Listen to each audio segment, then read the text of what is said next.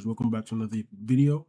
In this video, we're going to go over how one could very easily understand and set up my PO3 indicator. Now, this is going to be a more in-depth tutorial, and it's going to fully cover the understanding and the usage of the alert system that was recently implemented. And for most of the people who have access to it and haven't been able to use it because they don't understand it, this is for you. And if you're watching this video and you don't have access, I'm actually going to be doing a giveaway of a month for free, completely for free. And I'll be giving away a month worth of this this indicator subscription. So if you'll be interested in that, comment down below and I will give updates on that, right? And that will be happening next week. But for now, we're just gonna dive into this real quick. So first off, we just want to agree on the understanding that every candle is a cycle, and that basically ties into the fractal nature of price. And when someone talks about fractals, you talk about AMD, you talk about PO3, it all works together. Phases of price, they all come together and they're all related. But how it relates to this indicator is basically when you see me talk about cycles, previous active, I'm talking about candles, and those candles refer to specific time compressions, or as we know them popularly, time frames. So for example, a 4-hour candle could be a cycle, like you call it a 4-hour cycle, right? Same way a daily candle is a daily cycle or whatever, right? Candles are cycles, and that's like a fundamental understanding. A lot of people get confused. Candles are cycles, And then next slide. This indicator, we have 3 levels of alerts. So we have level 3, we have level 2, and then we have level 1, which is the chart level, right? Now, this chart level right here, it's the chart you are on. After we're done with the understanding, I'm going to go into a real chart so we can actually see what it is I'm talking about on a real chart with a real demo of the indicator itself. Now, level 3, basically, it's the primary filter and it can't be disabled. So level 3 is this first column right here. So TF and AL, I did it in like a table type of format. So we have the rows, TF row, alignment row, and then we have the columns. So we have 3 columns, right? And each column represents a level. This is level 3, this is level 2, this is level 1, right? We have these toggles. These toggles basically can turn off level 2 and level 1. And if you read down here, it says this is the middle filter and can be disabled for less filtering. So you can use just level 3 and the chart. You can use level 3, level 2, and the chart, and you can use just level 3. So it's really customizable. And I will show a demo of how it basically works. Obviously, I won't be able to cover every single scenario and every single example and combination that you can use this for, because it's made very systematically and it's not made for any particular model in mind. And I made it in a way that should cover multiple bases, right? But we will get to that. So I'm going to go to the next slide. And basically, referring back to, in the previous slide, I talked about, phases, right? In the first slide, every candle is a cycle, and then in level 3, level 2, and then the chart, each of these levels have phases, right? So if you look over here, you see this AL thing with a ruler. This row, this AL row, if you have the indicator, the tooltip explains this, but basically this AL row refers to the phase of price. Now that row has drop downs, and we're going to be covering those drop downs and what exactly they mean in the slide. So I'm going to go back to the next slide. Now the first phase of price, which is the earliest one in the sequence that we're talking about, which is the C1, C2, C3, C4 kind of sequence.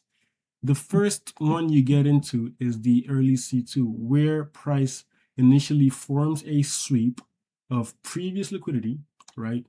And it starts to displace in the opposite direction. That is basically the start of the sequence, right? So basically, referring to this indicator, early C2 begins the moment that the first candle that sweeps closes back above the sweep level. So basically, let's assume that this is the daily chart.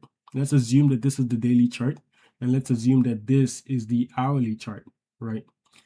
Now, if this is the daily chart and this is the hourly chart, that would mean that, this is an hour, each candle here is an hour, and the moment we sweep and close back above the sweep level, the phase of price early C2 will begin.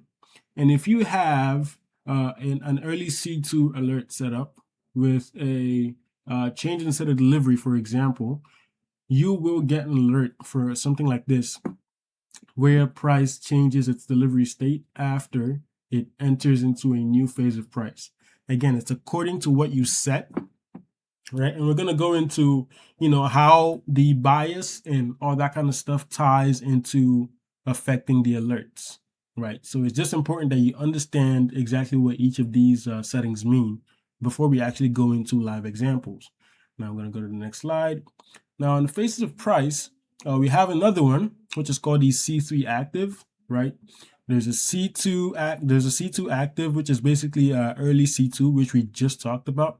There's the C3 active, there's the C4 active, and then there is the C2 confirmed, which is going to be the last one we'll talk about.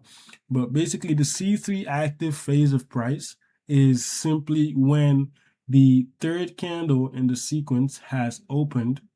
And the moment it has opened, once it has opened and C2 has closed, the moment it opens, C3 is active, and any change in set of delivery that aligns with the direction of the sequence will send you an alert, right? It's that simple. I don't think it can really get more simple than that. If I talk more than I already just did, it's just going to make it more complicated. It's literally that simple. And if you're still having issues understanding what it is I mean, I'm going to leave links in the description that go in depth to how these things work, right? There's some great teachers who teach this stuff for free on YouTube. We have TTrades, we have GXT, we have AFYZ. There's a lot of people that talk about this stuff and actually teach it, the sequence, so you can understand, the MMXM trader. It's not a new concept. It's not a concept that I invented. I just made a tool for it. And, the tool might not be perfect, but this is how it's supposed to work. And this is basically the methodology involved with understanding what the settings inside of the indicator do. I hope I didn't, that was like a whole sermon, but I hope that made sense. So that's literally how simple C3 is. C3 active basically is when the third candle in the sequence is still open. Right here, you can see it. It's still open. It hasn't completely closed, and it's still forming. So C3 is active. That's pretty much it. And if you have a change in set of delivery enabled, you will get an alert. It's that simple. Now the next one is C4 active. Now C4 active will only happen if and only if C3 closes above C2's high in a bullish example. In a bearish example, that would need to be a bearish close below C2's low. Now, obviously, I didn't include every kind of example, but it's just the fundamental understanding that is important. Now, I use this example of a gap up as it's a really good example because even if price opens above the change in the state of delivery level and it closes above, that my change in state of delivery system will still recognize this as a change in state of delivery. That is how it was meant to work. And basically, C4 active is just like C3 active, right? The moment C4 opens, C4 active begins. And again, if you have a change in state of delivery alert turned on, you will get alerts, right? It's that simple. Now, the next slide is an example of where C4 will not begin. Now, C4, like I said in the previous slide, if you looked at it, the previous slide, C4 will only begin if C3 closes above C2's high, right? Now, if C3 fails to close above C2's high, that would basically be forming a new sequence. Now, again, it's algorithmic. Like when I say algorithmic, I mean it's coded, right? It's code, and code follows what you tell it to do. A new sweep doesn't necessarily mean price will immediately reverse. A new sweep simply means that the indicator does not detect the sequence as a continuation, and it will not form a new C4 phase. And if you have a change in set of delivery when C3 failed to close above, you will not get an alert, right? As you can see, C3 closed, but it did not close above the wick. So that in itself is a sweep by definition. So C4 being a continuation phase of price will not, start. C4 won't be active. And if you have an alert set up, you will not get an alert here, right? Now, the last one I wanted to talk about is C2 confirmed. Now, C2 confirmed is really simple, and it's for people who, or basically it's for alerts. If you want alerts and you want those alerts to go on through both C3 and C4, C2 confirmed is your best bet. And C2 confirmed is particularly useful when you want to use stacked alerts. We're going to talk about stacked alerts in the next slide. But basically, C2 confirmed, what it is the moment C2 closes and C2 by the indicator is confirmed either as a bullish or a bearish sweep sequence, the ensuing candles, meaning C3 and C4, will automatically become active, right? So when you're in C3, it is active. And when you get into C4, it is also active. And C2 confirm stays active until the sequence is either invalidated, meaning maybe C3 fails to close above the C2 high, right? Or C3 fails to expand and it closes below C2's low. That would be an invalidation of C2, or the sequence ends by C4 closing and C4 being done. So by the time the C4 is completed, the phase, the sequence would have completed, right? So C2 will no longer be true, and it will then wait for a new sweep. Now, I'm going to go to the next slide. Now, these are stacked alerts, and I think this is the hardest part of this that a lot of people might have issues with. So I want you to listen closely. Basically, it's really simple. It's so dead simple. Remember in the first slide, we talked about how you can have basically multiple phases active, right? You have level 3 and level 2. Level 1 doesn't have phases. Level 1 is the chart itself, so you can't use a phase under level 1. But for level 2 and level 3, you can use phases. And those phases, they stack on top of each other. And for example, if you have a phase set on L3 and L2, L2 being a lower level than L3 will not be true until the higher level is true. So it's kind of like a funnel until the level 3 is active, until it is true. Level 2 will not be true and it will stay false. And obviously C2 will inherit its direction from C3. So we're also going to go over some live examples, right? As you can see up here, I have my NASDAQ chart open, and we're going to go into that after I cover these things. But basically, that's what these stacked alerts mean. So if you look over here, you can see candle 3 is currently open. So basically, we are in a C3 phase, right? And this would work like C3. If you're in C3, either C2 confirmed or C3 active will work because you're in C3. So C3 falls into C2 confirmed, which goes from C3 to C4. And C3 also falls into C3 active, which is, self-explanatory, right? If I'm going too fast, please ask questions down in the comments below. I will do well to answer every single question. I don't get a lot of comments, so I read every single one of them, right?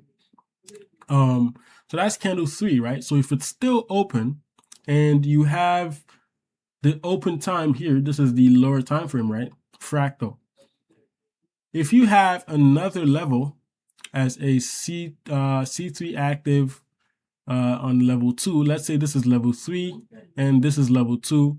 If you have another level, that would mean that it will only go through when both of these are true at the same time, right?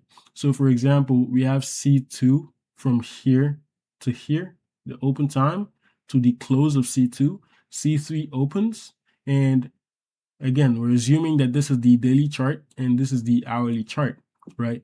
So if C2 closes and we enter C3, that means the first one is now true, right? The first one is now true, and now the indicator will check to see if the second one is also true. And when it checks that and it confirms that the second one is also true, like this right here, when C3 starts, and then we get a C2 inside of a C3. Basically, it's a stack, right? So you have a daily C3 and a 1 hour C3. When the C2 closes and we get into this candle, as you see, it is highlighted in blue. So that would mean that this blue candle at the open price would be exactly when the stack would be true, right? That would be exactly when the stack would be valid. And yeah, that's basically it. So if you have alerts set up for a C3 active, you will get an alert for this candle's opening price.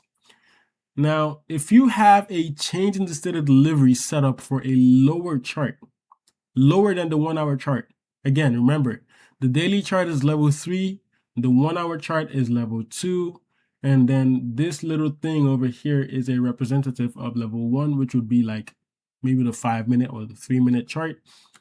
If you now have a change in the state of delivery below the opening, it doesn't need to be below the opening price, but ideally, if you trade the TTFM or you trade GXT, ideally you want to have a change in state of delivery inside of the lower or high time frame wick, and you want to see that form a reversal and you want to trade away from that reversal, right? So if you have a change in state of delivery forming on the lower time frame, you can now get alerts for that change in state of delivery because, well, we are in a fractal C3 inside of a fractal C3. So you can kind of get the idea of the stack, right? And this works best on higher time frames. So, because on higher time frames, we sweep levels less.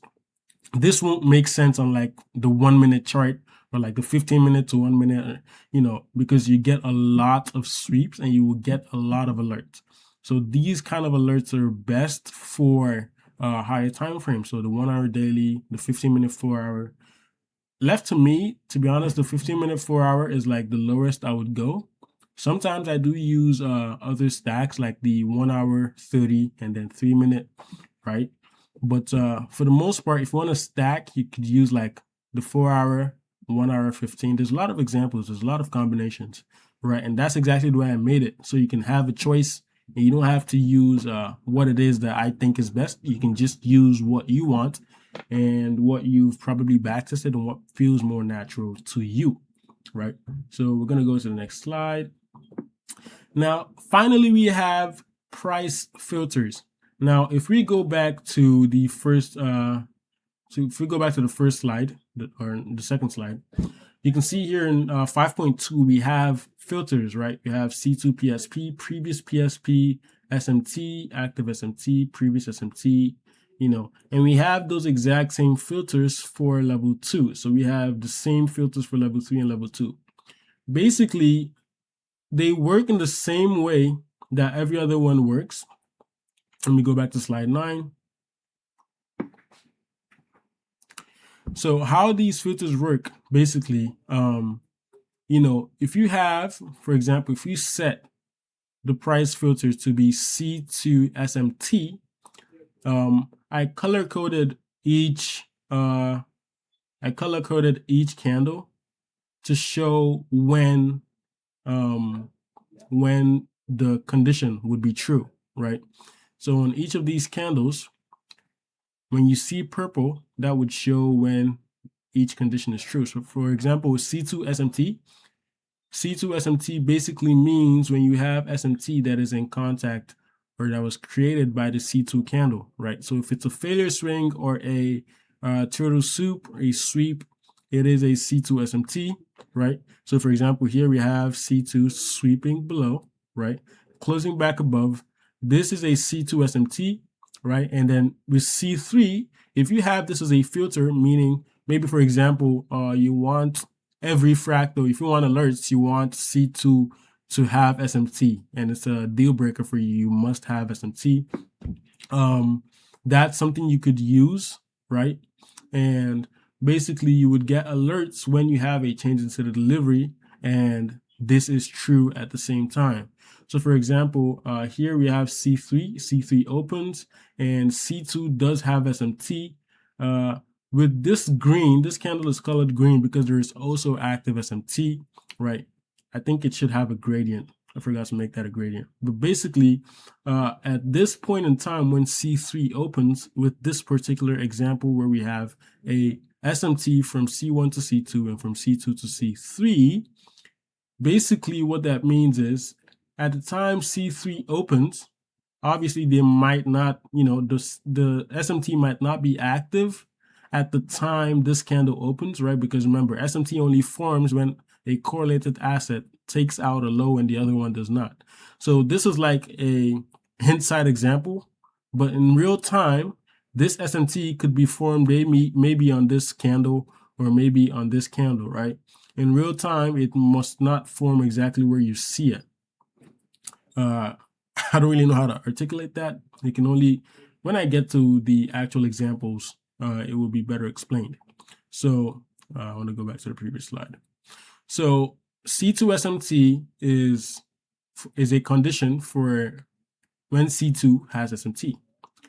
Previous SMT refers to basically the previous candle. So whatever the previous candle was, whether it's C3, C2, whatever it was, previous SMT would work for that, right? So if you have, for example, if you're in C3 and you use previous SMT would work because the previous candle, which is C2, has SMT, right? It has SMT with C1. So that would be true for C3 with the previous SMT.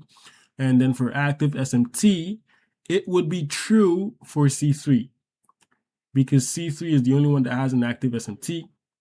Now, if you're in C2, active SMT would be true, but this would only make sense if you combine it with like a C2, early C2 alert, right? And again, it would make more sense if you use it on the higher time frame. So if you use it on the low time frame for like 15-minute, 5-minute, those have a lot of sweeps, and there's a high frequency of alerts on lower time frames like that. And you don't really want that because that just spams you, right? It's not the best. So that's it. And then I think we've covered all types of the SMT. The best examples would be in a real chart. So I'm just going to go to the last slide real quick, where we have C2 PSP and previous PSP. Now, what these mean basically, C2 PSP would be true in C3 and C4 if their C2 has a PSP. Remember, C2 is always linked to C3 and C4. C2 is the start of the sequence, and it's very pivotal to how price is read going into C3 and C4. Because remember, when you're trading in real time, you don't know how C3 and C4 are going to look. You only know what you have and what you've had before, right? You only know the current and the past. You don't know the future. So you want to use those to try to predict what is going to happen. And C2 PSP would work after C2. You cannot use C2 PSP during C2. That doesn't make sense. I hope that makes sense. That's kind of weird, but anyway. And then previous PSP basically would work, for example, if the candle is not C2, right? So let's say you want C3 to also be a precision candle or a PSP. right? Because sometimes C3 is a PSP. Maybe C2 makes a sweep and C3 makes another sweep. C3 in that case could be a PSP if there's a divergence on it, right? I'm not saying you have to use all of this, right? These are features that are available for people who want to use them, and I'm just talking about what the indicator can do. I'm not saying you have to use all of it. I made it and I don't even use everything, right? And it is a lot to take in. Most people will most likely just use the simple stuff, which, to be honest, I would recommend. But it's for the people who want it, because there are people who want it and there are people who like these features, and these are for them. So if you're not one of those people, you don't have to worry too much about all of this stuff, right? But it is always there for you to try out, play around with it, get familiar with it. And I'm just explaining how it's meant to work. So if you notice any bugs, do well to report bugs so they can be fixed, and it will just make a better indicator experience for everyone who uses the indicator, right? So that is that for this slide, right? I think it's been pretty simple, the examples.